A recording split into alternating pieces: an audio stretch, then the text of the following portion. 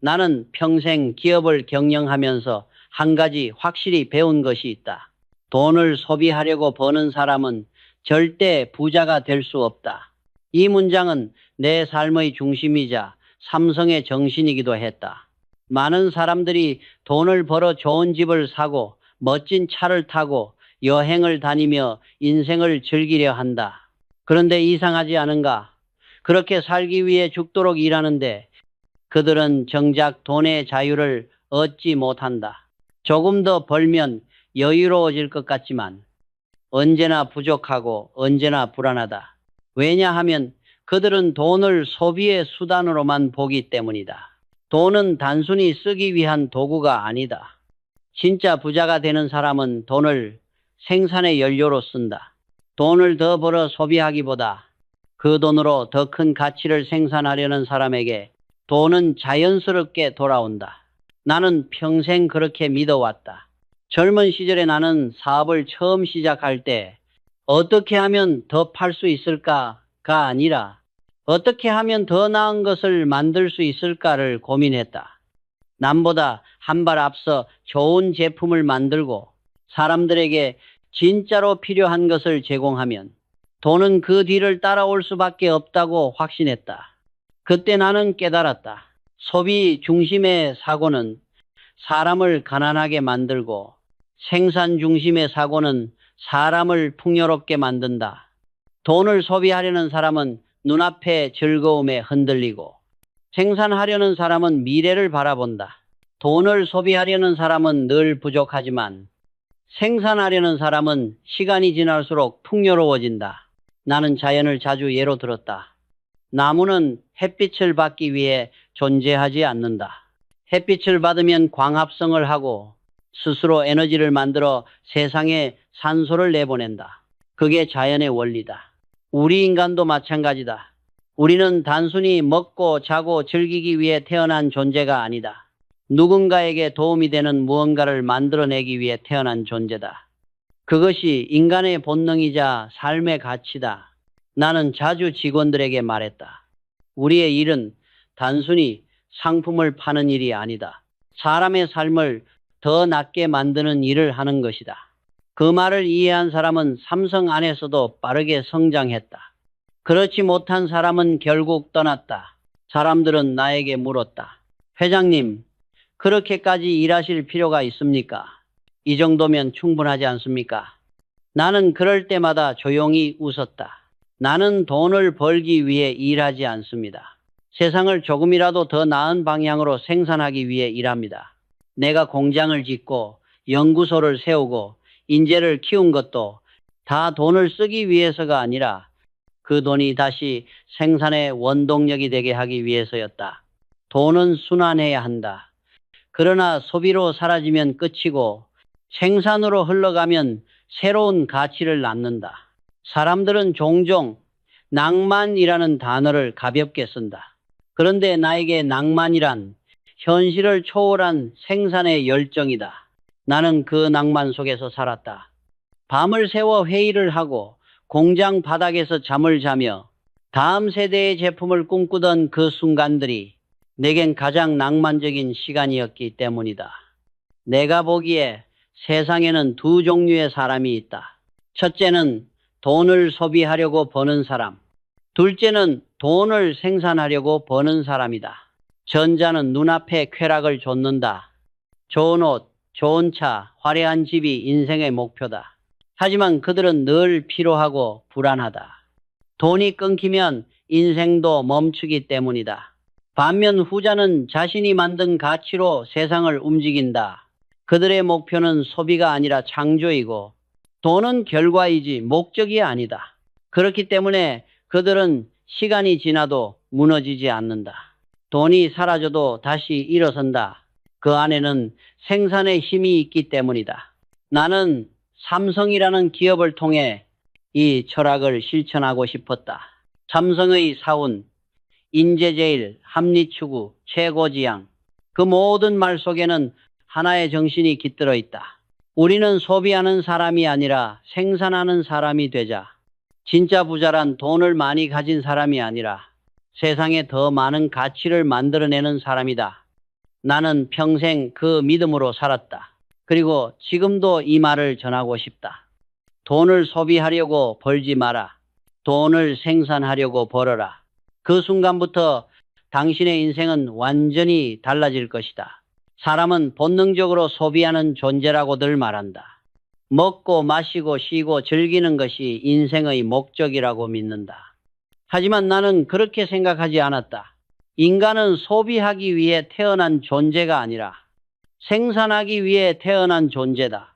우리가 단 한 번이라도 자연을 깊이 들여다본다면 그 진리를 알 수 있다.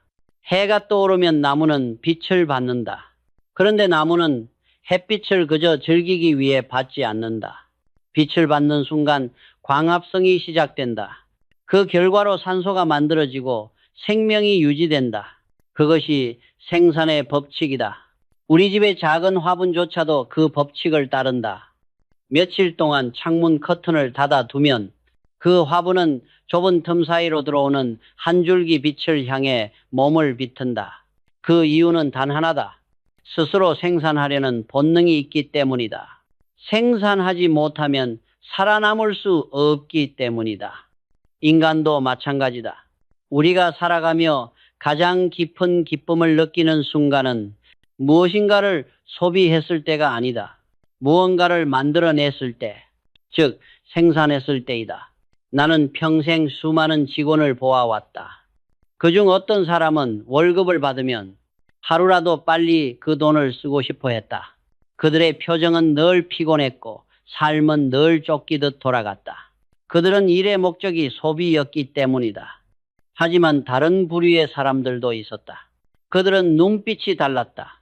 자신의 일이 세상에 어떤 의미를 남길지, 그 일이 다른 사람들에게 어떤 유익을 줄지 생각했다. 그들의 일에는 생기가 있었다. 그들이 만드는 상품은 사람의 마음을 움직였고 그 결과로 회사의 매출도 자연스럽게 성장했다. 결국 나는 이렇게 정리했다. 소비를 위한 노동은 인생을 닫고 생산을 위한 노동은 인생을 연다. 나는 이런 말을 자주 했다. 사람은 누구나 자기 안에 작은 공장을 가지고 태어난다. 그 공장은 물건을 만드는 공장이 아니라 가치를 만드는 공장이다. 생각을 만들고 관계를 만들고 감동을 만들어내는 곳이다. 그 공장이 멈추는 순간 인생도 멈춘다. 요즘 세상은 점점 더 소비를 부추긴다. 더 좋은 걸 사라. 지금 아니면 늦는다. 너 자신에게 보상하라는 말이 광고의 대부분을 차지한다. 하지만 그런 말에 길들여진 사람은 결국 평생 남이 만든 세계 속에서 소비자로만 남는다. 그들은 새로운 세상을 만들지 못한다. 나는 젊은 세대에게 이렇게 묻고 싶다. 당신은 지금 무엇을 생산하며 살고 있는가? 생산은 단지 공장에서 물건을 만드는 일만을 뜻하지 않는다. 한 권의 책을 쓰는 것도, 사람들의 삶을 편하게 하는 서비스를 만드는 것도, 아이를 올바르게 키우는 것도 모두 생산이다. 생산은 인간의 본능이며 동시에 인간의 사명이다. 그 본능을 잊은 사람은 아무리 돈을 많이 벌어도 공허함을 느낀다. 그러나 작은 것 하나라도 직접 만들어내는 사람은 가난해도 마음이 풍요롭다. 나는 이런 사람들을 보며 늘 존경심을 느꼈다. 새벽부터 시장을 지키며 직접 빵을 굽는 제빵사, 밤새 공방에서 작품을 완성하는 장인, 하루 종일 학생을 가르치는 교사, 그들의 얼굴에는 피곤함보다 살아있음의 빛이 있었다. 그들은 소비자가 아니라 생산자였다. 그리고 그들의 인생은 항상 의미로 가득 차 있었다. 나는 이 점을 경영 철학으로 삼았다. 삼성의 모든 사업은 결국 생산의 철학을 기반으로 한다. 기술을 만든다는 것은 단순히 기계를 조립하는 일이 아니다. 사람들의 생활을 더 편리하게 만들고 더 나은 세상을 만드는 일이다. 그것이 진짜 생산이다. 지금 우리는 너무 쉽게 소비하지만 그만큼 생산을 두려워한다. 내가 뭘 만들 수 있겠어? 내가 뭘 바꿀 수 있겠어? 이런 말들을 쉽게 한다. 하지만 나는 말하고 싶다. 생산은 위대한 재능이 아니라 단순한 용기에서 시작된다. 작은 생각 하나라도 실행하면 그것이 생산이고 누군가를 돕는 말 한마디도 생산이다. 인간의 삶이란 결국 얼마나 소비했는가가 아니라 얼마나 많이 생산했는가로 평가된다. 나는 늘 이렇게 말했다. 돈은 소비의 결과가 아니라 생산의 보상이다. 그 말의 의미를 깨닫는 순간 사람의 인생은 완전히 달라진다. 돈을 버는 목적이 바뀌면 시간의 쓰임이 달라지고 삶의 무게가 달라진다. 우리가 인생에서 진정으로 행복을 느끼는 순간은 무언가를 사서 손에 쥘 때가 아니라 무언가를 만들어 세상에 내놓을 때다. 그때 비로소 인간은 살아있음을 느낀다. 그리고 그때부터 돈은 당신을 쫓아오기 시작한다. 소비는 인간을 잠시 즐겁게 하지만 생산은 인간을 영원히 존귀하게 만든다. 이것이 내가 평생 믿어온 진리다. 나는 인생을 4단계로 나눈다. 무명의 단계, 인기의 단계, 무엇의 단계, 그리고 낭만의 단계. 이 4단계를 이해하지 못하면 사람은 늘 제자리에 머문다. 돈을 벌어도 불안하고 성공을 해도 공허하다. 나는 기업을 키우며 이 단계를 몸으로 배웠다. 그리고 그 원리를 깨달은 뒤부터 내 인생의 방향은 완전히 달라졌다. 1, 2 무명의 단계, 나를 단련하는 시간.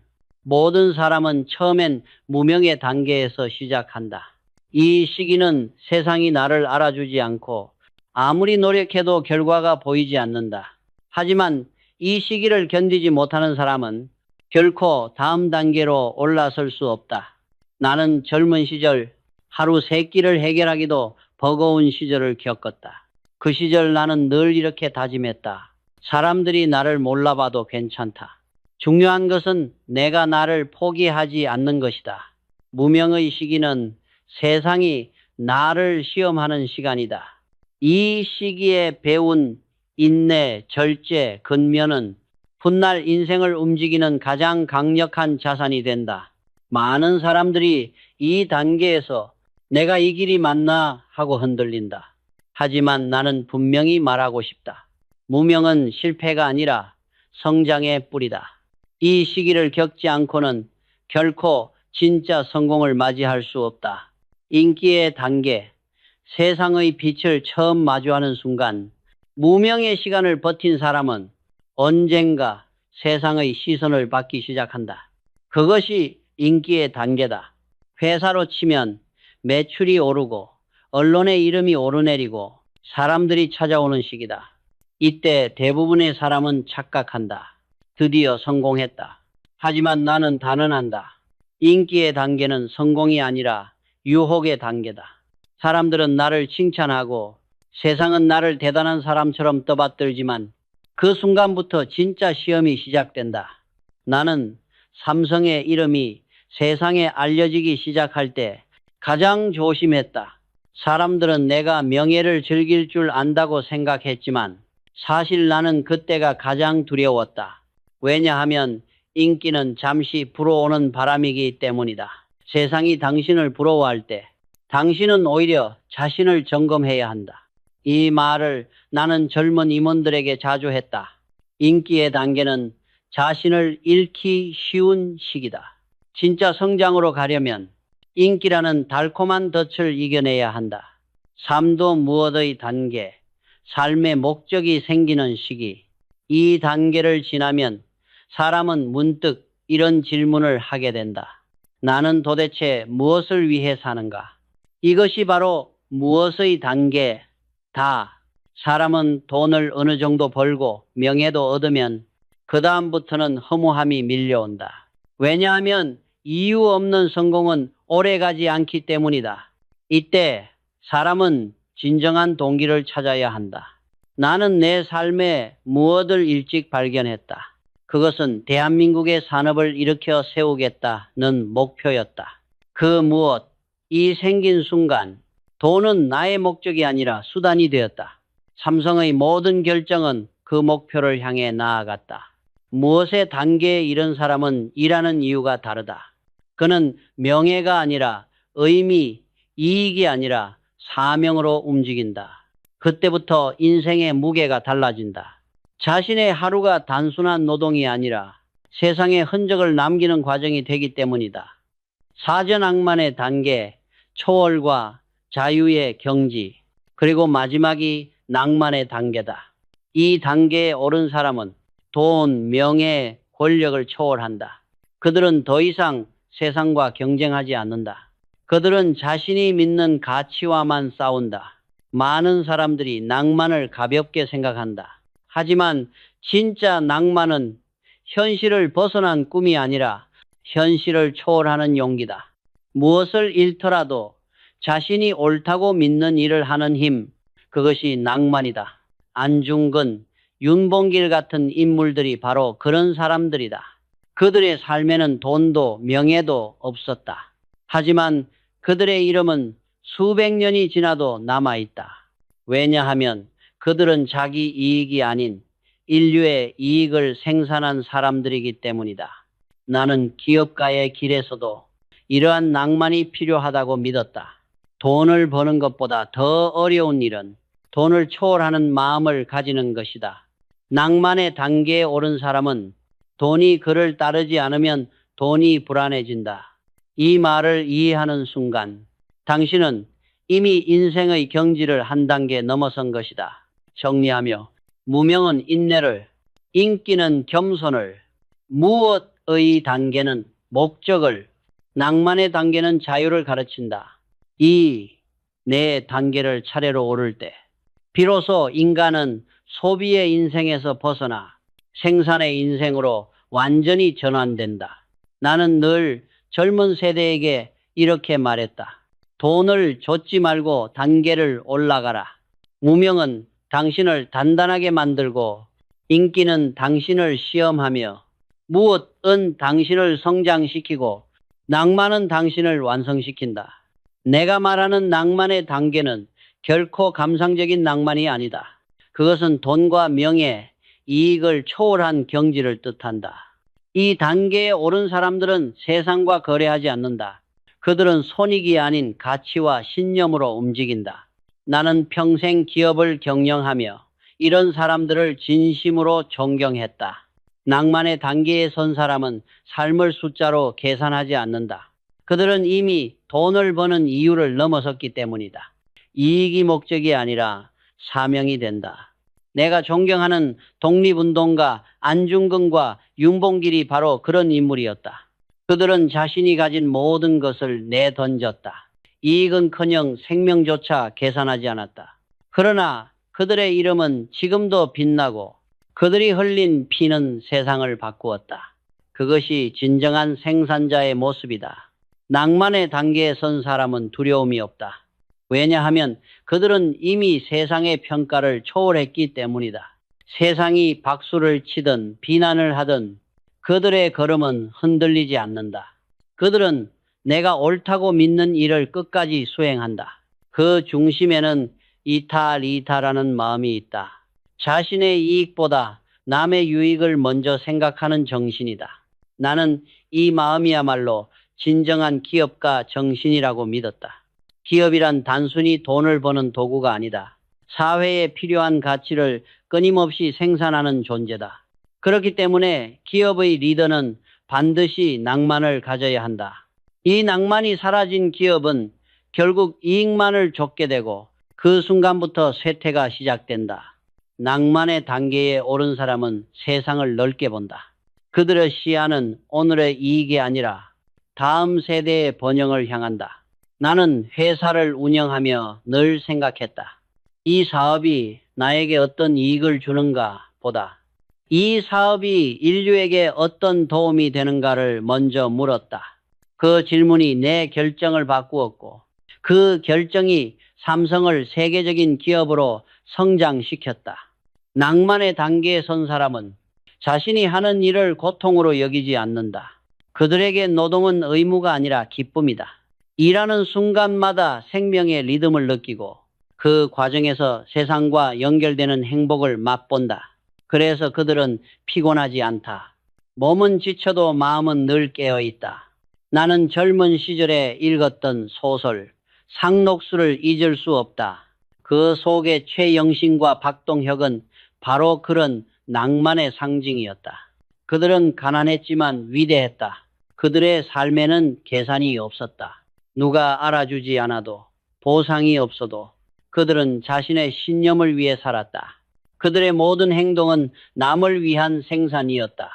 그들이 그를 가르치고 사람을 깨우고 죽는 순간까지도 자신이 믿는 길을 걸어간 이유는 단순했다. 그들은 세상에 무언가를 남기고 싶었기 때문이다. 그 남김이 곧 생명이었고 그 생명이 바로 낭만이었다. 나는 그 정신이 지금의 기업가에게도 필요하다고 생각한다. 낭만의 단계에 이른 사람은 삶의 끝에서조차 후회하지 않는다. 왜냐하면 그들은 이미 돈이 따라오는 구조를 넘어 의미가 따라오는 인생을 살았기 때문이다. 그들은 손해를 봐도 흔들리지 않고 비난을 받아도 자신을 지킨다. 그들에게 성공이란 남보다 많이 가지는 것이 아니라 남에게 더 많이 남겨주는 것이다. 나는 기업을 세우며 늘 이런 사람들과 함께 하고 싶었다. 돈을 쫓는 사람은 많지만 낭만을 쫓는 사람은 드물다. 그들은 겉보기엔 비현실적으로 보이지만 그들이 세상을 바꾸었다. 낭만의 힘은 계산보다 강하고 숫자보다 오래 간다. 낭만의 단계에 오른 사람은 이런 말을 한다. 나는 나의 이익을 위해 일하지 않는다. 내가 만든 가치가 누군가에게 도움이 된다면 그것으로 충분하다. 나는 그런 사람을 진정한 생산자라 부른다. 그들이야말로 세상을 움직이는 조용한 동력이다. 그들의 이름은 교과서에 남지 않아도 그들의 정신은 다른 사람의 삶 속에서 계속 살아있다. 낭만은 결코 멀리 있는 것이 아니다. 지금 이 순간 당신이 누군가에게 도움이 되는 일을 하고 있다면 그것이 바로 낭만의 시작이다. 돈을 버는 목적이 아닌 세상을 더 낫게 만드는 마음으로 일할 때 그 순간부터 당신도 이미 낭만의 길 위에 서 있는 것이다. 나는 평생 돈을 쫓지 않았다. 그러나 돈은 언제나 나를 따라왔다. 이유는 단순했다. 나는 소비가 아니라 생산에 집중했기 때문이다. 사람은 돈을 목표로 삼을 때보다 가치를 생산할 때 훨씬 큰 부를 만든다. 이것이 내가 기업을 통해 배운 가장 확실한 원리다. 많은 사람들이 묻는다. 회장님, 어떻게 하면 돈이 따라오게 만들 수 있습니까? 나는 늘 이렇게 대답했다. 돈은 목적이 아니라 결과입니다. 돈을 쫓지 말고 사람에게 필요한 것을 만들면 돈은 저절로 따라옵니다. 돈이 따르는 인생은 우연이 아니다. 그것은 생산 중심의 사고방식이 만들어내는 구조다. 이 구조를 이해한 사람만이 돈에 휘둘리지 않고 돈을 다스릴 수 있다. 일부 소비형 인생은 늘 불안하다. 소비를 중심으로 사는 사람은 언제나 부족함을 느낀다. 그들은 조금만 더 벌면 괜찮을 텐데 라고 말하지만 그 조금은 결코 끝나지 않는다. 왜냐하면 소비는 욕망을 키우기 때문이다. 이들은 돈이 많아질수록 더 불안해진다. 돈이 사라지면 자신도 사라질 것 같기 때문이다. 그들에게 돈은 삶의 전부이자 존재의 이유다. 그렇기 때문에 돈이 줄어드는 순간 그들의 자존감도 함께 무너진다. 나는 그런 사람들을 많이 보았다. 그들은 많이 벌었지만 결국 아무것도 남기지 못했다. 소비로 얻은 쾌락은 잠깐이지만 생산으로 얻은 성취는 평생 남는다. 이비생산형 인생은 돈이 흘러들어온다. 생산형 인생은 다르다. 그들은 돈을 벌기 위해 일하지 않는다. 세상에 필요한 무언가를 만들기 위해 일한다. 그 결과 그들의 가치가 쌓이고 사람들은 그 가치에 기꺼이 돈을 지불한다. 나는 제품을 만들 때 항상 이렇게 물었다. 이것이 세상에 어떤 유익을 주는가? 이 질문을 통과하지 못하는 사업은 언제나 오래가지 못했다. 사람들이 진심으로 원하고 그들의 삶을 개선시킬 수 있는 무언가를 만들면 그 자체가 돈을 부르는 구조가 된다. 삼성이 그렇게 성장했다. 텔레비전, 냉장고, 반도체, 그 어느 하나도 단순한 상품이 아니라 사람들의 일상을 바꾸는 생산물이었다. 그때 나는 깨달았다. 돈을 쫓을 때는 돈이 멀어지지만 사람을 도울 때는 돈이 스스로 찾아온다. 삶도 생산형 사고는 지속 가능한 부를 만든다. 소비는 순간을 즐기지만 생산은 미래를 만든다. 소비형 사람은 오늘의 만족을 위해 내일을 포기하지만 생산형 사람은 오늘의 노력을 통해 내일을 얻는다. 진짜 부자는 돈을 축적하는 사람이 아니라 가치를 축적하는 사람이다. 그들의 부는 숫자가 아니라 신뢰로 쌓인다. 사람들은 그들이 만든 제품, 서비스 혹은 철학을 믿고 그들에게 다시 돈을 맡긴다. 그 신뢰 순환이 바로 돈이 따라오는 구조다. 내가 기업을 운영하며 배운 것은 돈은 사람을 속일 수 있어도 가치는 결코 속일 수 없다는 사실이다. 가치를 생산하는 기업은 일시적으로 어려움을 겪더라도 반드시 다시 일어난다. 그것이 생산의 힘이다. 사계 생산의 즐거움은 노동을 낭만으로 바꾼다. 나는 지금도 공장 바닥에서 돌아가는 기계 소리를 들을 때마다 설렘을 느낀다. 그 소리는 단순한 생산의 소리가 아니라 사람의 삶을 더 낫게 만드는 리듬이었다. 밤을 새워 연구하는 엔지니어의 얼굴, 고된 작업에도 웃음을 잃지 않는 직원들의 표정, 그 속에는 공통된 감정이 있었다. 그것은 생산의 낭만이었다. 낭만은 돈으로 살 수 없다. 그것은 자신이 하는 일에서 의미를 느끼는 순간에만 존재한다. 이 낭만이 있는 사람은 일을 고통으로 여기지 않는다. 일이 곧 삶이고 생산이 곧 행복이다. 이런 사람들에게 돈은 부수적인 것이다. 그들은 이미 인생의 중심을 잡았기 때문이다. 돈은 그 중심을 향해 자연스럽게 흘러든다. 이것이 내가 평생 확신한 부의 법칙이다. 5. 돈이 따라오는 삶을 위한 질문. 사람은 하루에도 수십 번 선택한다. 무엇을 살까? 어디에 돈을 쓸까? 어떤 일을 시작할까? 누구와 함께 할까? 이때 스스로에게 단 한 가지 질문을 던져야 한다. 이 선택이 나를 소비자로 만들고 있는가? 아니면 생산자로 만들고 있는가? 이 질문이 인생을 결정한다. 소비자는 세상이 만든 길을 따라가지만 생산자는 세상의 길을 만든다. 돈이 따라오는 인생은 바로 이 질문에서 시작된다. 오늘 당신의 시간, 당신의 열정, 당신의 재능을 소비가 아니라 생산에 쓴다면 돈은 반드시 당신을 찾아올 것이다. 사람들은 종종 이렇게 말한다. 성공은 운이다. 그러나 나는 다르게 본다. 운은 생산하는 자에게만 찾아온다. 소비자는 운을 흘려보내지만 생산자는 그 운을 붙잡는다. 결국 인생은 단 하나의 원리로 귀결된다. 생산하는 사람은 결국 이긴다. 그들의 돈은 사라지지 않고 그들의 이름은 잊히지 않는다. 그들이 만든 가치는 세대를 넘어 흐른다. 그것이 바로 돈이 따라오는 구조, 그리고 내가 평생 지켜온 생산의 철학이다. 나는 사람의 강함을 돈이나 지식으로 판단하지 않는다. 그 사람의 진짜 실력은 참을 수 없는 것을 참을 수 있느냐로 드러난다. 이 말은 단순한 인내의 미덕이 아니다. 그것은 인간이 스스로의 한계를 넘어서는 순간을 뜻한다. 젊은 시절 나는 누구보다 조급했다. 당장 결과를 보고 싶었고 인정받고 싶었다. 하지만 세상은 그렇게 쉽게 응답하지 않았다. 사업이 실패하고 신뢰를 잃고 동료가 떠나던 날도 있었다. 그때마다 나는 스스로에게 말했다.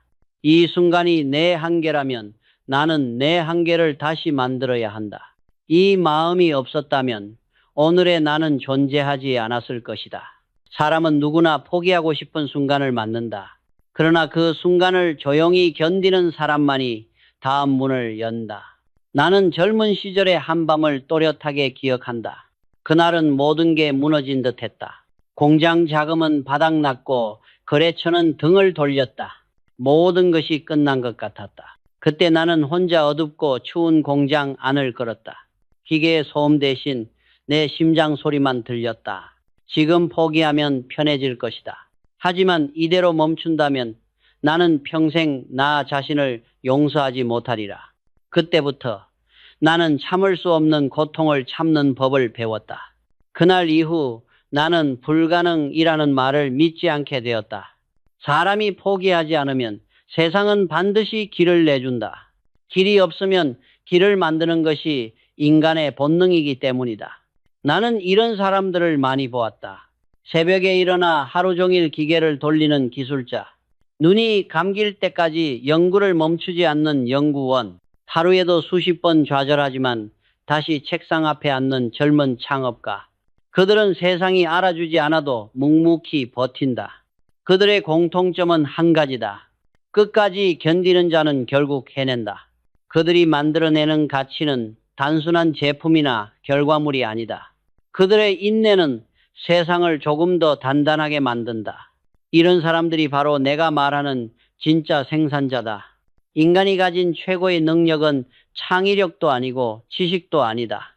그것은 바로 한계를 버티는 힘이다. 그 힘이 있을 때 지식은 의미를 갖고 창의력은 생명을 얻는다. 그 힘이 없으면 아무리 똑똑한 사람도 작은 실패 앞에 무너진다. 나는 한 번 이런 말을 한 적이 있다. 참을 수 없는 것을 참는 자만이 세상이 감히 넘볼 수 없는 자가 된다. 기업도 마찬가지다. 위기는 피할 수 없다. 그러나 위기를 견디는 기업과 견디지 못하는 기업의 차이는 바로 참는 힘에 있다. 삼성이 수많은 위기를 지나며 성장할 수 있었던 이유도 바로 이 정신 덕분이었다. 우리는 흔들렸지만 무너지지 않았다. 그 이유는 단 한 가지, 끝까지 버텼기 때문이다. 참는다는 것은 단순히 고통을 견디는 것이 아니다. 그 속에는 자기 확신이 있다.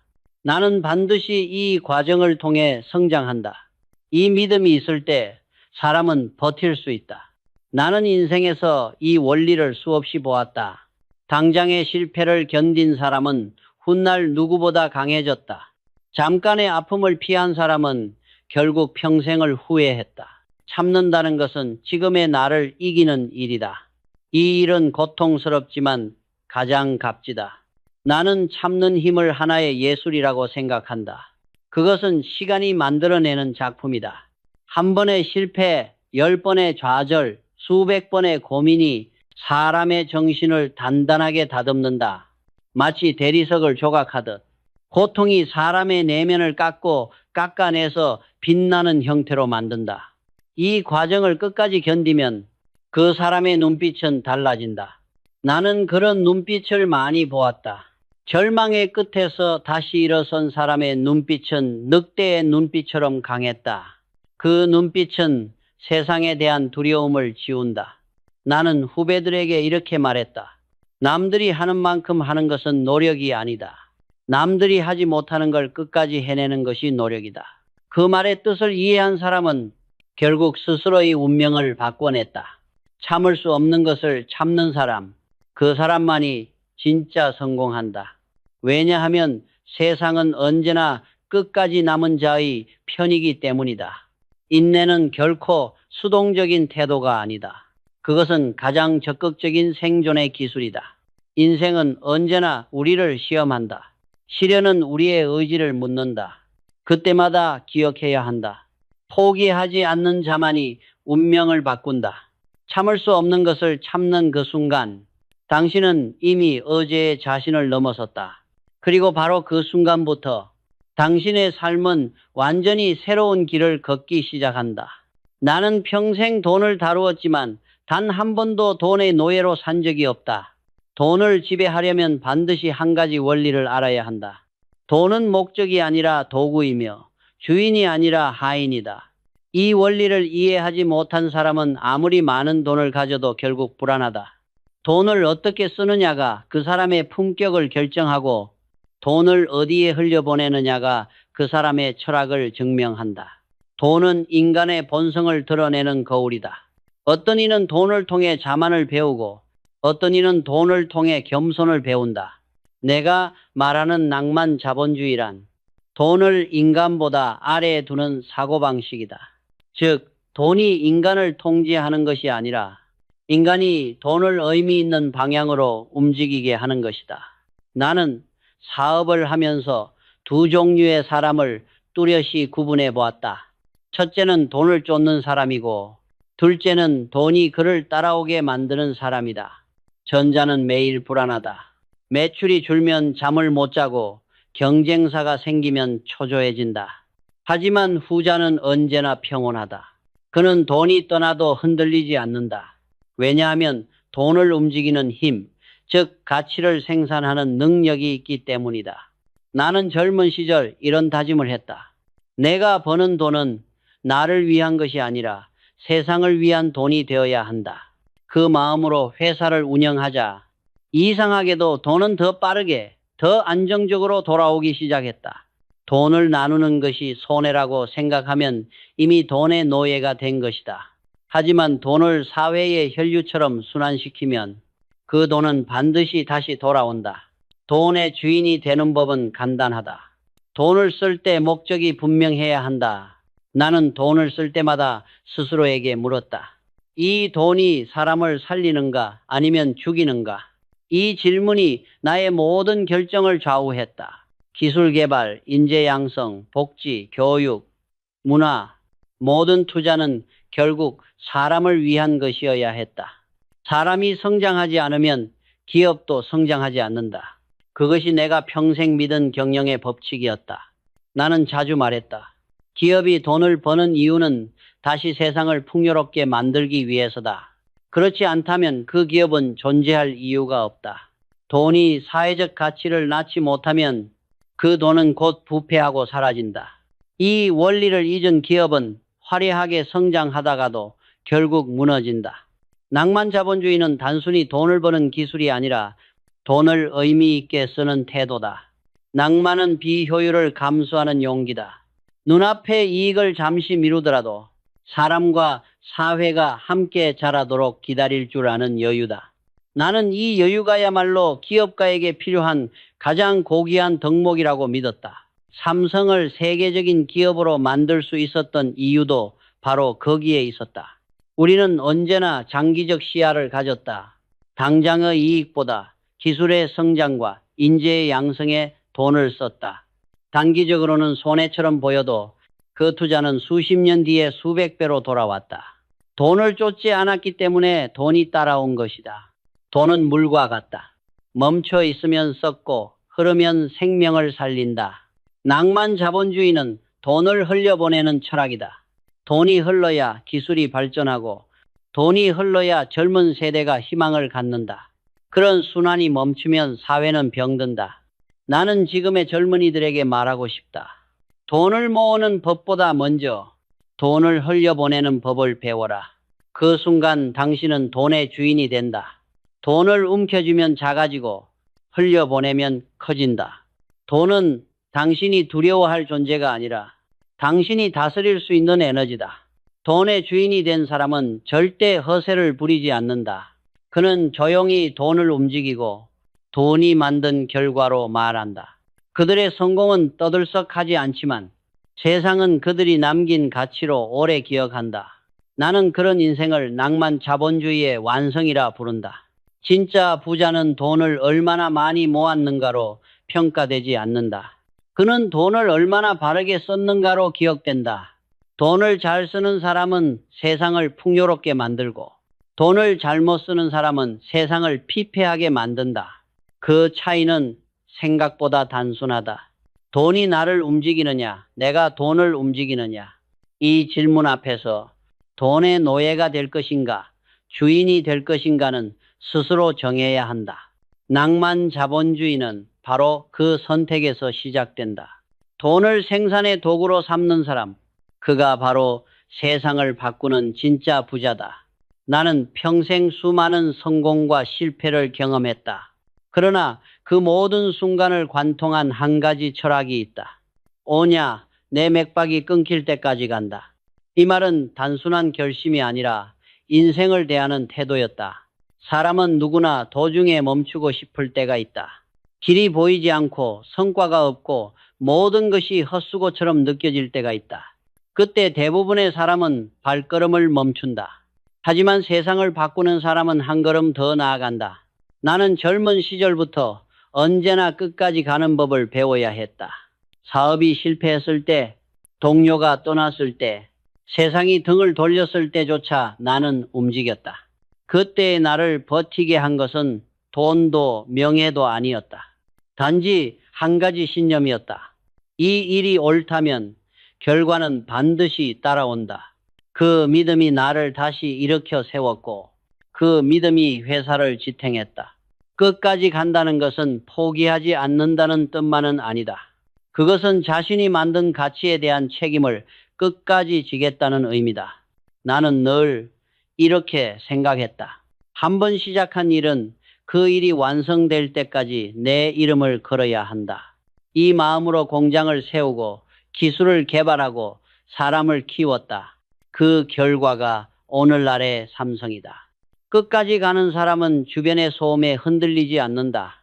그들은 박수를 원하지 않고 비난에 휘둘리지 않는다. 그들의 시선은 오직 완성에 맞춰져 있다. 나는 이런 사람들을 높이 평가한다. 그들은 천천히 가지만 결코 멈추지 않는다. 그들이 도착하는 곳은 언제나 남들이 포기한 자리다. 세상은 완주한 사람에게만 문을 연다. 절반에서 멈춘 사람은 아무리 뛰어나도 역사에 남지 않는다. 완주한 사람만이 세상을 움직인다. 그것이 인간의 법칙이자 성공의 질서다. 나는 문학을 좋아했다. 특히 상록수의 한 구절은 내 인생에 깊이 남았다. 오냐, 내 맥박이 끊길 때까지.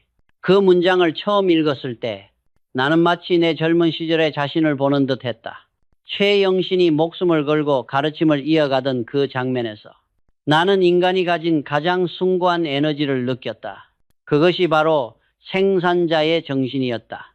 사람은 언제 죽는가? 심장이 멎을 때가 아니라 열정이 멈출 때다. 심장이 뛰더라도 목표가 없다면 이미 죽은 것이다. 그러나 가난해도 외로워도 열정을 잃지 않은 사람은 언제나 살아있다. 그들의 인생은 마지막까지 성장한다. 나는 나의 세대뿐 아니라 다음 세대에게도 이 말을 전하고 싶다. 끝까지 가라. 그리고 세상이 어떻게 변하든 너의 신념을 지켜라. 돈이 흔들려도 환경이 변해도 사람의 본질은 변하지 않는다. 그 본질은 생산과 책임 그리고 열정이다.